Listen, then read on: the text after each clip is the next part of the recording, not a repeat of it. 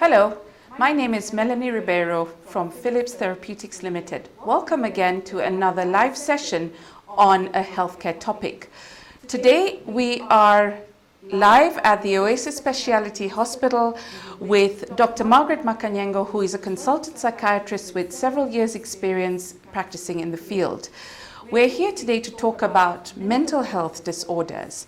Dr. Makanyengo, we all know that October is World Mental Health Month, and this month we are commemorating World Mental Health Day, which was celebrated on the 10th of October. The theme of this year's World Mental Health Day is mental health in an unequal world. Would you like us to tell us something about this? Oh, Melanie, that is extremely important because we have an increase in mental disorders, mental illness worldwide, not just in Kenya. Right. And it's quite clear we don't have enough mental health professionals to take care of people. For example, in Kenya, we are less than 200 psychiatrists. We're about 150 psychiatrists or less. And yet we have a population of about, what, 47 million? About 47 million. And if you look at the statistics of 47 million, we have about 1 in 10 people who have some kind of mental disorder. That's so true. You find, so not everybody is accessing mental health. And I think, correct me if I'm wrong, Dr. Ari, but with COVID, I think worldwide, and I'm sure Kenya is part of that as well, the prevalence of mental health disorders has actually gone up. I was reading a report from the World Health Organization, and they were actually mentioning that 1 out of every 4 patients in Kenya who seek medical services actually have a mental health condition. Oh, that's very true, and that is a patient who is attending the hospital. When you look at the inpatients, it's actually higher. It's about 40% of patients in any general hospital have a mental disorder. And wow. COVID definitely has contributed, because in our practice we are seeing an increase in number of mental patients because of COVID. Yeah. And the reason is obvious. I mean, here's a disease which is so contagious, and it's affecting our daily lives, our work, the way we socialize. You can't go to church, you can't go to work, you know, you can't even, you have to leave your healthy, normal activities like sports, etc., to go home early, you know. So it's really impacted on the whole society worldwide. I'm sure, and yet COVID seems to be here to stay, so we really need to figure out what are the things that we can do to improve our mental health. I think, Melanie, we really have to be creative at this time, you know, like look at alternative ways like engaging in physical exercise and reading and music and some other activities as well. Healthy coping activities. You know, we need to be creative because a lot of us, we have a lifestyle where if it's not the work, it's the bar, or it's, you know, and that's not a healthy activity. That's true. Yeah. So give us some ideas. You mentioned exercise. Okay, exercise definitely has something in that when you exercise, your body secretes certain natural chemicals, we call them natural antidepressants, and you feel good. I think most people who are exercising, you'll find the day you go without exercising, you feel low, you feel dull, so, but when you exercise, you feel better. So I agree with you 100%. Yes. Yes. And then also diet, we have to eat well. Of course, too much meat and stuff is not good for our health, but lots of vegetables, lentils, and balanced diet. And then socializing. We need to socialize with positive people and positive things. Like if we are on social media and movies, let's look at good movies and positive kind of sites, because you know sometimes the social media has negative, a lot of negativity, you know, some of the crime, murder, and some of these kind of movies on the social platform trigger mental illnesses. Oh, I see. Oh yes, definitely. So we have to be careful what we watch and what we enjoy doing. Look for hobbies that are healthy and that enable us to enjoy. So, wonderful, wonderful. So tell me, Dr. Makanyengo, what could be some of the common mental health disorders that we have in Kenya? Okay, one of the commonest mental disorders we have in Kenya and globally, I would say anxiety disorders. You know, anxiety is usually comes about when you're stressed And some little anxiety can be fine because it enables us to cope, to function on a daily basis.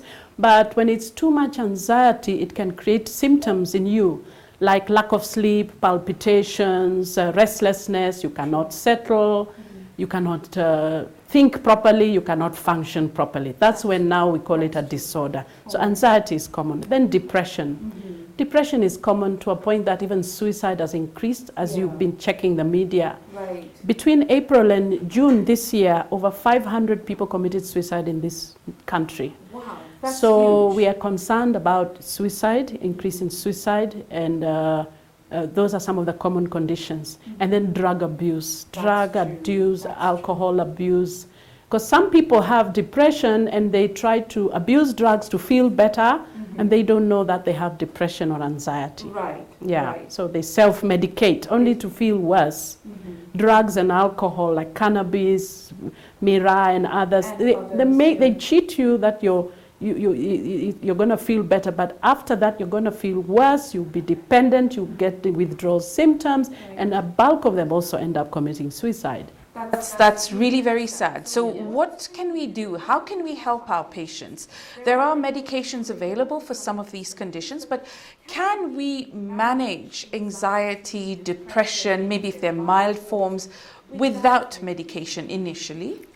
Oh yes, you can manage mental disorders without medication, especially support and love from your neighbors, your family. So we are all, as Kenyans, we're all our brother's keeper. We can participate by basically giving a listening ear and giving them support, encouraging somebody to talk. When you see them changing, they're withdrawn, they're anxious, they're not themselves, then get involved. Instead of laughing at them or talking about them, ask them what's happening, Right. How are you feeling? So a listening ear, and then encourage individual. Once you talk, you allow somebody to talk, they feel better. They feel better. And then just the love and support from the family, a lot of them bounce back. A lot of them bounce back and are able to cope. So all of us really can help patients or can help our brothers, our sisters, our friends who have issues with anxiety and depression.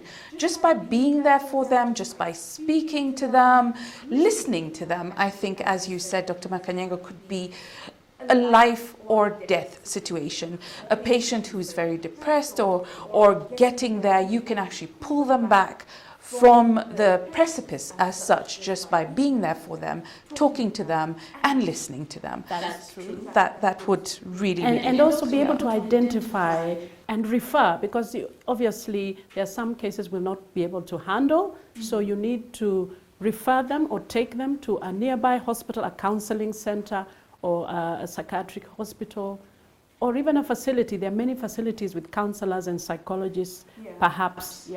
I think even here at Oasis the Oasis Health Speciality, you do have specialists, isn't it? Oh, definitely. Here we do a whole range we have psychiatrists, we have psychologists. We also do occupational therapy, games therapy, music, spiritual therapy, and all other kind of activities, games, and jogging. But basically we just make our facility kind of be homely, so that you don't feel you're in a hospital. You feel you're in a home and you get all the support that you need. Nice, wonderful.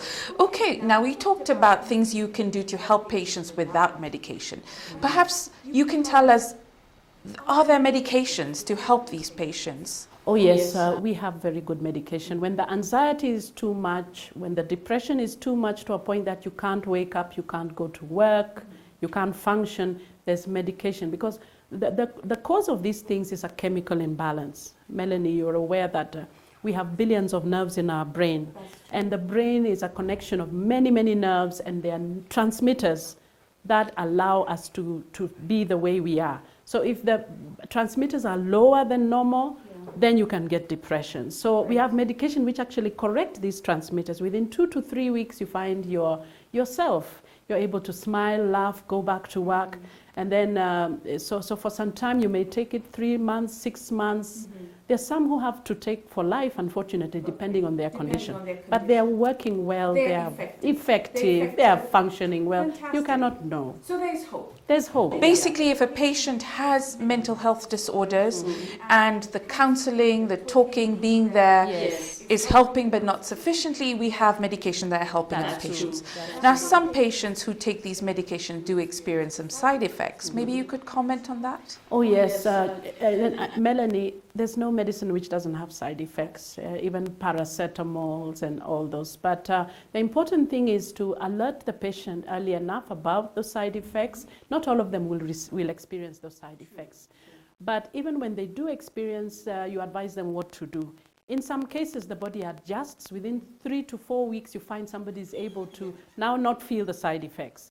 But for those whose side effects are persistent, we change to a medication that is a lot safer, so that they're able to still They get should basically talk to their doctors. I know we have a lot of newer medications which are much better tolerated as well than some of the older medications that we used to use 30 or 40 years ago when we started, right?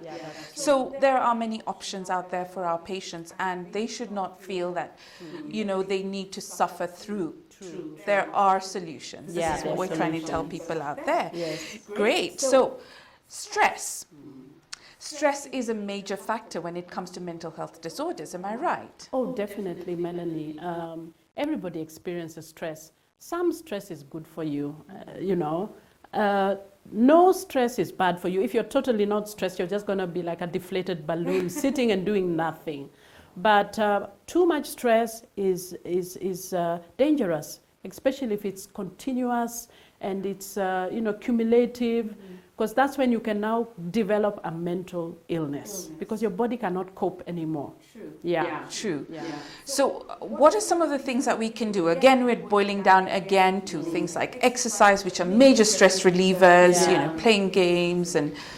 Balance your life, have enough time. The normal working hours are okay, but you have to have a break in between and do something else. If you're working, there are people who are workaholics that, you know, they're working until late hours in the night, they don't have enough rest. You have to have enough rest, enough sleep, enough water, enough social life, and we're talking of healthy lifestyle.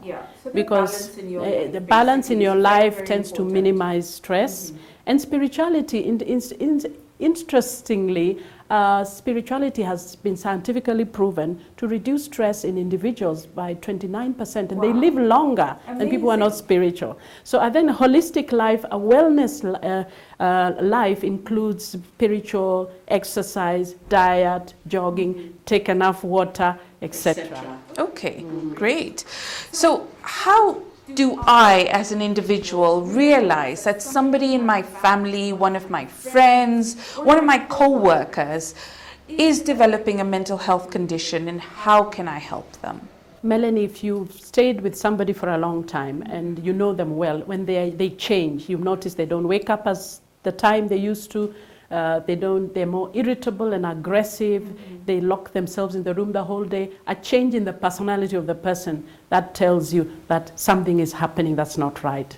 They can't go to work, you know, you have to get involved, we have to ask, we have to find out what's happening. Because that could be an early sign that somebody is developing a mental disorder. How do I then get this person to accept that they may have a problem and that they need to go and see a specialist? This can be challenging. A number of patients usually are very receptive, and a majority of our patients, when the relatives mention that, they are willing and they come. But we have a group of very sick patients who have to literally be carried here, literally. But the beauty is that when they improve, they are so thankful. Within a week or so, you find, the patient is so thankful that I'm glad you helped me, now I'm well. So it depends on the patient. But we all have to be involved in encouraging them. Wonderful. So, Dr. Makanyengo, apart from what we've talked about, the stress, maybe the alcoholism and the drug abuse and all of that, what else can trigger a psychiatric or a mental health condition?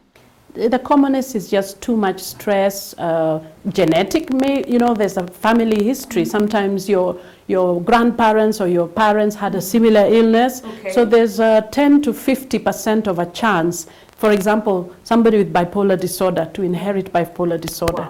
And then alcoholism, we've noticed, you find an alcoholic coming in, his grandfather was alcoholic, his father was alcoholic, so the genetic factor it makes them more vulnerable. Okay. But it doesn't mean that if my grandfather was an alcoholic, definitely I will be as well. I mean, obviously there are things. Yeah. But we try to tell patients, if you had family history of mental illness, then take care. Get involved in a wellness program. Avoid stress. Have people to talk to. Because then you're more at risk. That's the truth, but you can prevent it. You can prevent it. Yes.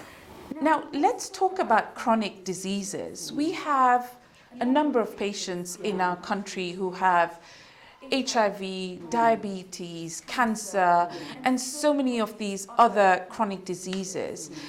There is an aspect of depression and anxiety that comes with the diagnosis of these chronic diseases. Could you comment on that? Oh yes, a lot of patients with chronic diseases have also a mental illness, disorder of some nature, normally depression and anxiety. But if during diagnosis, we should first of all, before you even diagnose somebody with a chronic illness, whether it's HIV or cancer, you have to engage them early, talk to them, tell them what you're going to test for, and then tell them, in case they're positive, how you're going to handle them. Because once you prepare such a person, and then they give consent, when you prepare such a person, they tend to take it better and able to cope better and less likely to develop a long-term mental illness. So it's also very important for our healthcare providers to actually talk to the patients prior to even doing the diagnosis if they do suspect any of these chronic illnesses. I'm hoping that we are offering counseling as well to some of these chronic illnesses. All illnesses. I believe counseling should be offered in all hospitals to all patients. Because that is a way of mitigating or reducing the chance of developing psychological problems. We're getting a number of questions in from our audience, Doc, so I'm going to just read out some of them to you, and if you don't mind, you can just try and answer them. Especially in COVID, during COVID times, people are asking, how do they ensure that their mental health is safeguarded? What we just said is just engage in a wellness program, engage in a routine, create a routine. You know, when you wake up, you say, okay, there's lockdown, we need to be in the house. Sit with a pen and paper and develop a routine, right? So when you wake up, don't zuba. You know, when you zuba too much, some exercise, some reading, engage your children, your family, you know. And right now with the technology, these Zoom meetings, we find a lot of people are able, I've discovered they can actually work from home. That's true. And again, others are even marketing. I've seen people who are marketing their wares on Facebook. And then, so that you sell your product, you just send a rider and somebody's able to, you know, creativity. True. So let's be creative, and there's so much we can do, and you find your day ends when you're actually feeling a lot better. I'm actually concerned about some of our elderly patients. You know, we have a lot of elderly relatives, and you're talking about, you know, going on social media, Facebook, Zoom. Many of them don't know how to do any of this, and they could be alone in their houses. They don't have any interaction. How would you think the rate of depression in these elderly patients would be higher?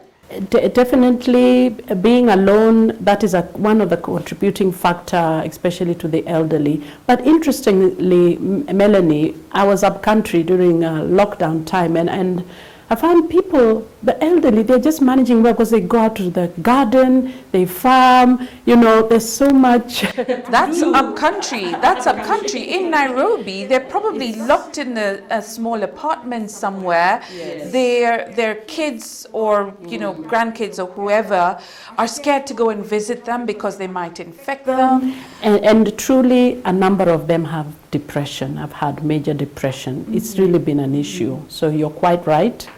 That something we have to be creative on how to engage our grandmothers and our elderly at home during this difficult time. Yeah, because I think they miss that personal interaction because all their lives they've been, so used to interacting with people, and now people are saying, well, I can't come and see you because I might bring you COVID. That's true. They're at higher risk and all of that. So let's try and get them vaccinated so that maybe they can actually go out and relate to that. Okay, great.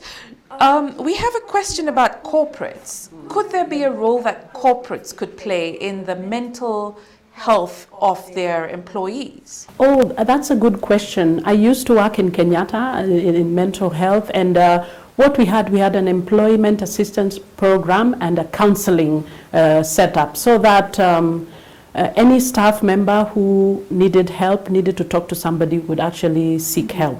I believe every corporate and every institution should have a mental health unit. It should not just be hospital-based, a company-based, institution-based, school-based. Because right now we've had kids actually with depression. The youngest child between who I know committed suicide was 9 years old. So school-based, institution-based, corporate-based, we need mental health services in all these facilities. At least a counselor, somebody they can talk to if they had an issue. And as you said, as a peer, be there for your colleagues, be there for your friends, be there for your relatives as well. Okay. We have another question from one of the audience, and she says that her mum has been withdrawn ever since losing her job. How can she help her? When one loses something, not just the job, it could be losing your house or lose a loss, you're likely to be depressed, and some even get loss and grief. But also just losing a job, where is she going to get her income? So definitely she needs help, she needs somebody she can talk to, and if possible, she can come in for assessment so that we can see the degree, the earlier she comes in, the better, because then we can just do an assessment and be able to do an intervention in good time. Otherwise, it's likely to get worse if not well handled. Right. So the suggestion is let the patient come in and then they can be assessed. Perfect, thank you. We have a few questions about children and adolescents. So one of the questions is, does the environment my children grow up in have an effect on their mental health? Oh, definitely. Even just the home environment, a home environment where there's violence, there's poor parenting, the parents themselves are not even communicating, those children are likely to develop mental problems. And we see them with a lot of bitterness, a sense of rejection, and they develop problems. So the home environment is one. That's why we encourage that a happy family with parents who are communicating and, is likely to prevent mental disorders. But as well as schools, right now we have a problem with the school environment. I appreciate the government in trying to get a good education system. But you see, if you look at the hours, children end up sleeping at 11 and waking up at 4 a.m., 3 a.m. to read. That environment is creating children who are having mental illnesses and are going to have problems. And I'm hoping that this is something that the government is going to address, The hours, somebody needs to have enough sleep, need to have a creative program, a child, and time to break, time to play, time to exercise, and these are some of the challenges. School environment, the balance between their work, between school, between family time. Yes. And the proper psychological needs of these people have to be addressed. Even as we develop curricula and all that, we have to include them there. And the parents also being so busy that they don't have time to spend with their children, to talk to their children, to find out what's happening in their children's lives, just at the end of the day, how was your day? What did you do? That kind of thing I think would make a big difference as well. True, because we have to nurture these children. That's true. So again, still talking about children, but now going to adolescents, there's a question about peer pressure. And, can peer pressure really affect these children? And I think here the issues about drug abuse. Majority of the children we are having, the majority of the patients we have admitted to drug abuse, they started it in school. And it's from a friend. So peer pressure is one of the leading influences that expose people to drug abuse, etc. So that is a core area that we have to address in school by the mental health unit, like we say, should be in every school, and children should be given life skills and social skills to be positive peer influences to their schoolmates, and that's my feeling. Yeah. So that a kid comes from school with a positive outlook and yeah. Okay. So let's try and get our school children to be more positive, Yes. and to be a positive influence on their peers rather than a negative. Let's try and reduce the bullying as well. Bullying is so traumatic. I tell you, Melanie, when you see kids coming here when they're bullied by the students, it's just so bad. And unfortunately, some teachers turn a blind eye, and the headmaster would even laugh when you report, "Oh, my son was bullied." He says that's normal. But we get them. We receive that, and so the kid comes forward so traumatized, then suicidal. So this is something the government have to take on very seriously. True. Because Okay, so I hope that message has landed for any teachers out there, any students out there. Let's try and reduce the bullying. Let's have a positive peer pressure rather than a negative, so that the psychological aspect of the children in school is exactly. So we have somebody who's asking about post-traumatic stress disorder, PTSD, and they're asking, can they fully recover from mental illness, especially after being diagnosed with PTSD? Post-traumatic stress disorder is so bad, Melanie. We see it a lot in people who have been exposed to life-threatening events like the refugees, where they come from, the horror stories, what they go through. So these are just symptoms that you develop after a trauma. And they can really make you not function. You can't leave your house. You tend to avoid situations that remind you of the symptom. You tend to be so sensitive. Any loud noise makes you jump, and you're so sensitive, and then you keep re-experiencing that event. For example, if it's an attack by some people who attacked your home with gun, you keep hearing, you just keep re-experiencing. Right. So it makes you like a prisoner. You can't leave your house. You are constantly suffering. Yes, we do help them. First is to remove them from that environment. That's the first thing. Okay. Put them in a safe place, and then give them their basic needs. And then they need some counseling, interpersonal counseling, therapy, where they're able to get back to normal and just build on the reserves that they have. We all have reserves to move on in life, and just support them in building up on the reserves. Some need medication because they are so anxious, they can't sleep, they are so scared, and we give them medication to reduce, something to help to help them. Okay. But it would take long. Some recover soon, 1 year, others can take 4 or 5 years, or many years, but it depends on the environment, where they have their basic needs and the support that they have. And the support. I think the support could be very, very important there. But yes, they can definitely recover. That's wonderful news. That's very positive for our patients.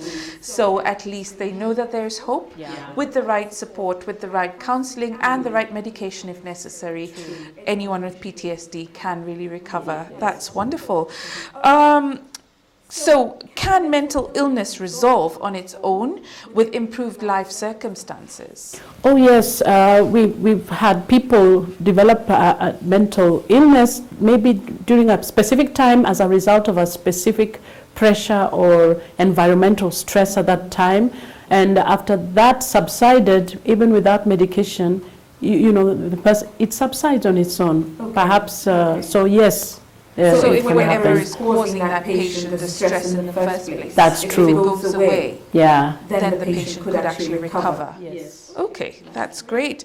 The questions are flowing in. Okay, so as a parent, how do I take note of my child's changing behavior and their mental health? You have to understand your child. It depends on the age of your child, like the age of a 5-year-old, a 10-year-old. A 5-year-old will play, will interact, will laugh, will be, running around. When you find a change, that the child is no longer playing with other kids, the child is crying a lot, And even, it may not even be you, even the teacher will tell you, your son is not doing so well, academic performance goes down. There's change in this child, then you know that there is a concern, so you have to find out why. And we have to relate with the child in a way that they're free, because we've come across cases where a child is being abused sexually or whichever, and the child is so terrified, cannot tell the parent, but it's the teacher who's the first person who can detect, oh, there's something happening. So you see, as parents, we have to really be close with our children and listen to them and believe them.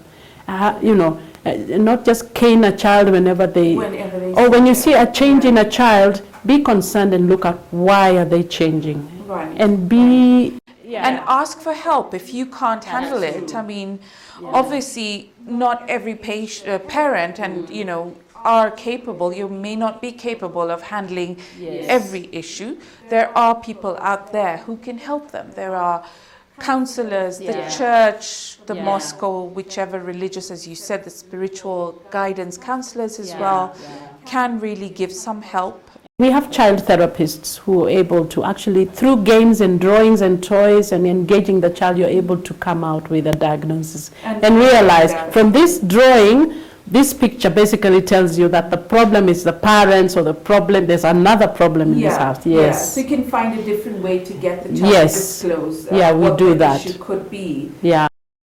Okay, so there's a question here about, can people with mental health issues be effective at work? Oh yes. Again, I really commend Kenyatta National Hospital, where I used to work. And I used to, the people we were managing with mental health, chronic mental health issues, they were on medication. They were so effective and they were working well. So it does not mean that if you have a psychiatric condition and you're on medication, you have to be stigmatized and sent home. No. Yes, with medication, you can work. And a lot of people around us are under medication, but you can't know. So we have professionals, we have professionals and leaders who are under medication for mental disorders, but they are so well, you cannot tell. So yes, they can work. Okay, so coming a bit very close to home, Dr. Makanyengo, there's a question about doctors and the increasing rate of suicide amongst doctors. And there's people are asking, could there be a mental health issue? That's a good question, because there's a big concern now for care of the healthcare provider. You know, by the time you've seen or interacted with so many patients in one day, the kind of stories you get, some like, you know, some are very negative, you're likely to be influenced, because we are not stones, we're human beings, we have emotions, so we get affected. So I'm not surprised that suicide has gone up. What we now need to improve is provide mental health services for healthcare providers. It's hard for a doctor to go for help than someone who's not a doctor, because there's this feeling, I'm a doctor, and they always say the doctors make the worst patients. We make the worst patients, but we need to go for help. We need to talk to people. We need to go for therapy. In mental health, we're supposed to have therapy every week, but a lot of us are not doing that, you see. So so health for the healthcare provider is extremely important. Okay, so let's be there for our doctors as well. Yes, and the doctors they need support. Realize that they can get support. That's as well. true. Okay, so there's a question here. Is it true that people with mental health illness have low intelligence? Oh no, that is not true. Or a weak character. There's two things here. People are asking, is it low intelligence or could it be a weak character? It cuts across the board. We have professionals, we have the engineers, doctors, and people who have not gone to school.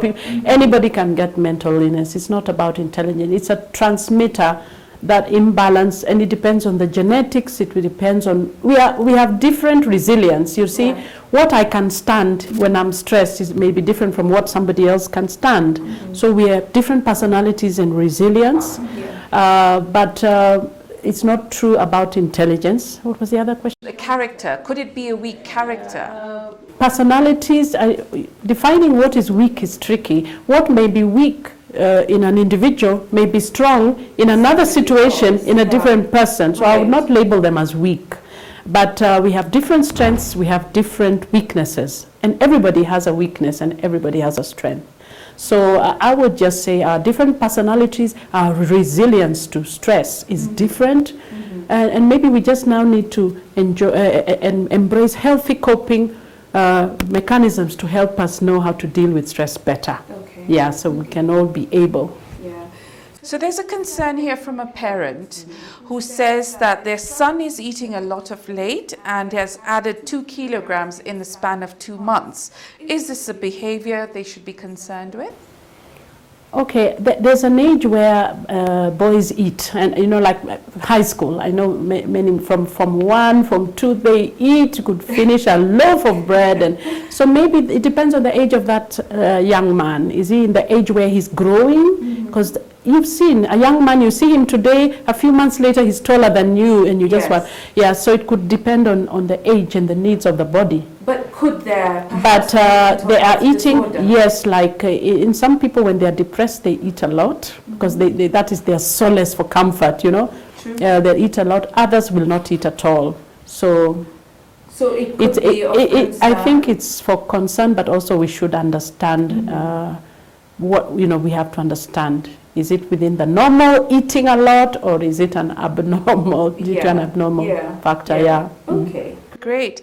So there is a concern here about reproductive health and depression, particularly for couples. I know many cases of couples who are trying to conceive, infertility causes a lot of depression as well. And then the depression can also impact on the fertility. So reproductive health and mental health is a wide topic, touching not only on infertility, but even on normal sexual interaction for married couples. It's a problem, and it's definitely an issue, especially infertility. But we have medical professionals, gynecologists, experts who will be able to do thorough investigation and be able to help where possible. To restore that fertility, and people will get children. But your peace of mind is very important when you're trying to get children. When you're stressed, you're likely, yes. And then relationship with your spouse. Relationship with your spouse has to be very, because some people are living in homes, Melanie, they don't talk, they're sleeping in different rooms. I mean, how do you expect to have a normal fertility or, reproductive health relationship, True. So it depends on relation and all those factors. So communication perhaps during marriage, during relationships? Yeah. Would that be important in reducing communication, the chances of getting relationship, loving, there are people who, I don't know how, maybe they were raised, they don't know how to be loving, For you, love is shouting and being, you need to learn how to be. They say tender loving care, and that tender loving care is what attracts your opposite spouse. Yes. Yeah. Yes. And then communicate on issues. If it's financial issues, then communicate and work towards supporting each other. Because sometimes issues bring infertility, bring lack of communication. Yeah. Yes. So talking about communication, so we've heard, and there's been a lot of this in the media, that men have an issue with communication, and therefore even the rates of suicide are higher. Can you comment on that? Okay, in general, men have had a higher, women tend to get more depression than men. Okay. That's true. But I assume that maybe because women cope better, we are in chamas, you go to church more, you share with your friend, as compared to a man who feels it's a sign of weakness to talk about the problems. Yeah, that could be a factor because you are ventilating. And we encourage men to be able to have an opportunity to also talk to somebody, and then it depends on that society. Expectations of a man, sometimes it's wrong, but you find it affects. That like a man they're human. Cry, you cannot. They're human, but they are affected. Our men are also very much affected. Our men are also abused by women. And it may not be physical abuse, it can be psychological abuse. Right. Right. So, but then who do they go to? Where do they turn to? And we are encouraging them to reach out, and we will help them. Great. Yeah. Is that what you'd like to tell the men, or do you have any other message for the men out there who have a higher tendency to maybe suicide or? Yeah, there's some help. Reach out to people, even in confidence, even through online sessions, but reach out to somebody, even as a friend. And then the negative coping strategy of drinking is never a solution. It actually, you get worse. You spiral into a worse situation. Right. Yeah, so we are there, and we will be people. There are people who can help them. Yes. So tell me, are there any support groups for mental health patients or people who, if they don't have anyone to talk to, who do they reach out to? Yes, I'm not aware of how many, but that's an idea, Melanie. That let's say here at Oasis. Yeah, we are running mental health support groups every Fridays. Every Mondays we run addiction support group. On Thursdays we also run some spiritual therapy support groups, and then Friday psychological support groups. Right. And we are open to even having a support group for the general public, for people who need to just come in once a month, and we are open to have that because it helps, because you learn from your... So if anybody needs to join a support group, they can reach out to us. Okay. Yeah. So there are some questions here about the stigma associated with mental health. And people are asking, why is mental health not treated like any other illness? Why are we stigmatizing? I think it's just a negative attitude, and we have very negative names for people with mental illnesses, like Mwendazimu.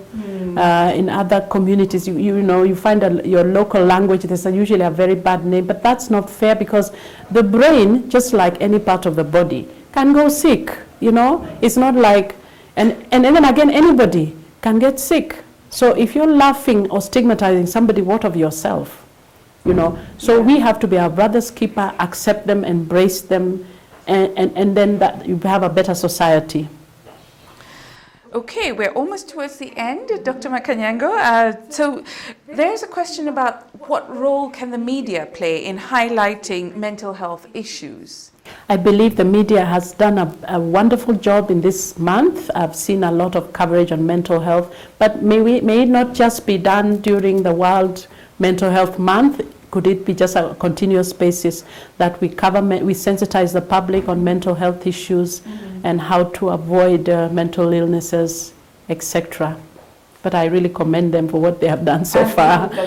We continue to talk about to highlight the issue. That's true. And stop stigmatizing mental health issues as well. Yeah. So we've been asked, how do we stop the vicious cycle of mental health from propagating in the society?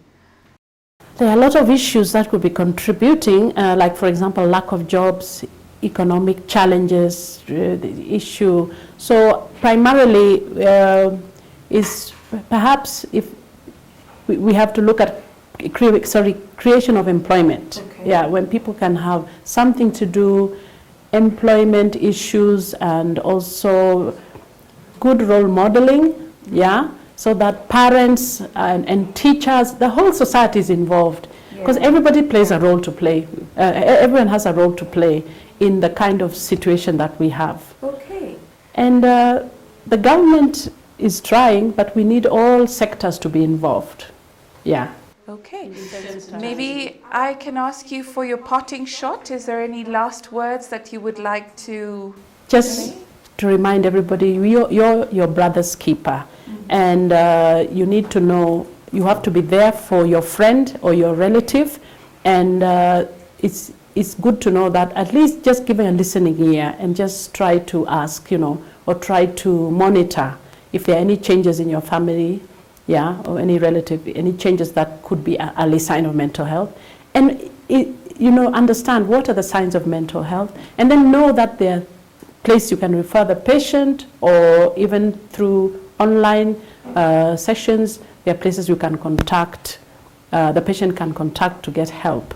So we have to be involved and by caring and concern about our brothers and sisters and families. Okay, maybe you'd like to say one or two words on what services Oasis Specialty Hospital offers for mental health patients? Okay, Oasis Health Specialty Hospital is now our 4th year. It's a facility which is kind of homely. We provide inpatient and outpatient services. For outpatients, you can come in, be assessed, be seen, get treatment, get either counseling or medication or both, and then you go home and we follow you up. We also admit patients who are having addiction, depression, bipolar disorder, other conditions. But our facility is kind of a homely facility. We have a lovely environment with trees and birds and fresh air, beautiful gardens, and lots of games, basketball, table games, you know, among other activities, physical therapy and others. And we try to encourage our staff to be friendly and loving, because I think ideally this is the kind of environment that one needs to recover. But we also work with other partners and other institutions to ensure that our patients get the best. All right. Thank you so much, Dr. Makanyengo, a consultant psychiatrist at the Oasis Health Specialty Facility in Peponi Road, Nairobi. Thank you so much for joining us today in our live discussion. Have a good day. Thank you.